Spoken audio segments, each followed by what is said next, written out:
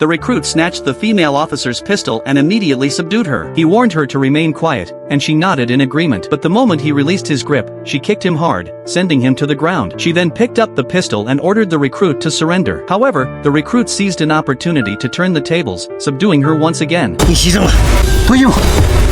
The female officer was tied to the bed, while the recruit changed into her uniform. Soon, he approached the prisoner of war camp and spotted his comrades. A soldier demanded to see his pass. At that moment, the squad leader noticed the situation, but since the entire company had been wiped out in the exercise, becoming a laughingstock, he paid it no mind. He even joked that the POW camp was turning into a zoo. But the recruit easily diverted the guards and moved toward the camp. He told his comrades that as long as he was alive, the exercise was not over. The instructor tore off his armband and handed it to the recruit, entrusting him with reclaiming the company's honor. Disguised as an enemy officer, he defeated the soldiers guarding the enemy armory. He planted timed explosives around the camp. Then, he rushed to a nearby tall building, swiftly neutralized 2 snipers, and confiscated their equipment. By then, the female officer had broken free and stood outside, shouting to alert the surrounding soldiers. Upon hearing of the recruit's escape, the enemy commander immediately ordered a manhunt. At that very moment, the recruit triggered the detonator. The next second, the entire camp erupted in a series of explosions. The enemy base descended into chaos. His comrades cheered excitedly at the sight of the blasts. The recruit had already set up his sniper rifle on a chimney, his target being the enemy's supreme commander. However, from then on, he waited until nightfall, but the target never appeared. Through a cold night of rain, the recruit shivered from exhaustion and cold, yet he refused to give up. The next day, he finally spotted his target. Struggling, he worked the bolt of his rifle, aimed, and slowly squeezed the trigger. He successfully eliminated the enemy's supreme commander. His comrades were stunned, then erupted in cheers. But then, the female officer climbed a chimney. She sought revenge on the recruit. Unexpectedly, the very next moment, the recruit collapsed from exhaustion. Left with no choice, she had him sent to the hospital for treatment. When the commander came to visit him, he not only brought news of their victory but also awarded the recruit a second-class merit. He lay flat on the speeding tow truck in order to save people. Then his teammate released the connector, and the tow truck instantly slid under the bus that was full of passengers. Terrorists had placed several bombs under the bus. If the speed dropped below 50, the bombs would explode. The police could only use this method to send the bomb disposal expert to the underside of the bus. With the driver's cooperation, the man successfully reached the bomb. But he found that the criminal had already prepared for this, and the bomb could not be disarmed at all. Fortunately, the police had already identified the criminal. He was a retired bomb expert whose hand had been injured during a mission, forcing him to retire early. His pension was far from enough, so he decided to kidnap hostages for ransom. The police prepared to surround his house immediately, so the man no longer needed to try to defuse the bomb. Just as he was about to leave, pieces of the tire suddenly flew up, causing the tow truck to lose balance and get dragged toward the wheels. The man grabbed the bottom frame of the bus in time, avoiding being crushed by the spinning tires. But the sudden break of the steel cable put him in even greater danger. At the critical moment, he stabbed a screwdriver into the fuel tank as a handhold, and grabbed another metal frame with his free hand, managing to free himself from the tow truck. The passengers quickly opened the floor panel and pulled him back inside the bus. Meanwhile, the police stormed into the criminal's house, but triggered the booby trap the criminal had set.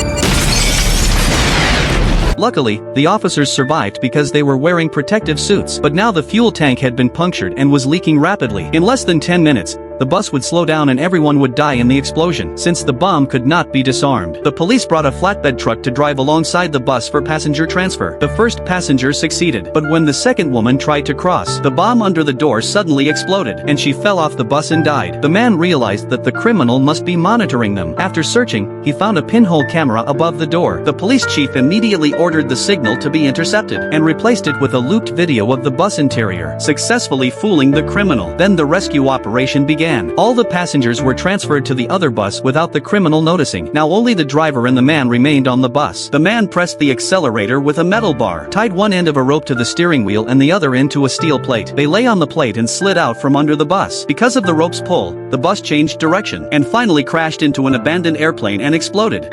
This man had never seen snow in his life, but he decided to compete in the Winter Olympics. To prepare for the cold, they even locked him in a freezer. Since Jamaica has no snow, they practiced on grass, and after countless falls, they finally learned to control the sled. After months of hard training, the team finally stepped onto the Winter Olympic stage. When they took the homemade sled out onto the snow, their first sight of real snow left them in shock and excitement. Despite strange looks from the audience, they confidently moved forward. However, due to their lack of experience, their first trial run quickly went out of control and crashed into a tunnel. On the second try, the sled started too fast, and they didn't even manage to sit down before it slid away. Despite being ridiculed, the Jamaican team didn't give up. With the coach's careful guidance, they adjusted their mindset and, with increasing teamwork, managed to make a remarkable comeback in the qualifiers, ultimately reaching the finals in 8th place. On the final day, as they raced down the track, their sled malfunctioned due to loose screws, and they lost control. Despite the sled flipping over, they didn't give up. They lifted the 600-pound sled and struggled to reach the finish line. Their perseverance earned the respect of everyone. The man picked up the village chief's homemade rifle, and with only a single glance he immediately noticed the problem with it. The village chief felt that this young man was very skilled and said that their homemade guns could not even hit a rabbit half a meter away. The man told the chief that next time he should aim half an inch lower and a little to the right. After saying that, he fired a shot into the sky. The village chief was shocked by the man's shooting ability. He did not expect the 8th Route Army to have such an accurate sharpshooter, so he quickly ran to bring back the bird the man had just shot. Suddenly, a gunshot came from the entrance of the village. It turned out that the earlier gunshot had attracted the Japanese soldiers. Seeing that the situation was bad, the man quickly hid his sniper rifle inside a pile of firewood, and the village chief rushed to the entrance to greet the Japanese. The Japanese officer asked where the gunshot had come from. The village chief said it was just his family's old gun, but the officer was still suspicious and insisted on searching the house. When the chief brought the soldiers inside, the man was already pretending to be the chief's nephew, chopping wood in the yard. When he saw the soldiers carrying an injured person, the man's expression immediately changed, because the person on the stretcher was the spy he had just killed. If the spy woke up and recognized him, the whole village would suffer. The man regretted not checking the body carefully, but fortunately the spy was seriously wounded and still unconscious. The officer then asked the chief to bring out the old gun. The chief presented the homemade gun and claimed that it usually could not even hit a rabbit. But since the chief had brought home the bird the man shot, the Japanese found a contradiction. The chief quickly explained that it was just luck. To verify the chief's words, the officer demanded that he demonstrate it. The chief looked up at the sky and was relieved to see no flying birds, but the officer had a better idea. He slowly walked toward the woodpile as if he wanted to search for something, and the man tightened his grip on the axe, ready to act. Unexpectedly, the officer simply picked up a small wooden block and placed it on the man's head. He said that he would believe the chief only if he could hit the wooden block with one shot. The chief trembled with fear, worried he might kill the man, but under the officer's pressure, he raised the gun with shaking hands. He suddenly remembered the man's advice: aim slightly down and slightly to the right. He pulled the trigger. The chief rushed forward in panic, thinking he had killed the man, but he had only shot the wooden block. The man survived. However, the Japanese officer now believed that such a powerful gun was dangerous to them and wanted to arrest the village chief. The man was about to go through security, but a large sniper rifle was scanned inside his suitcase on the spot. The guards were terrified, but he arrogantly revealed the bullets on his belt, as if he was not worried at all about being caught. The chief put the sniper rifle on the table and asked him about his mission. You're locked in here with me, and I'm the one with the gun. The man refused to acknowledge it. You are locked in here with me, and you just brought me mine. He easily took down all the guards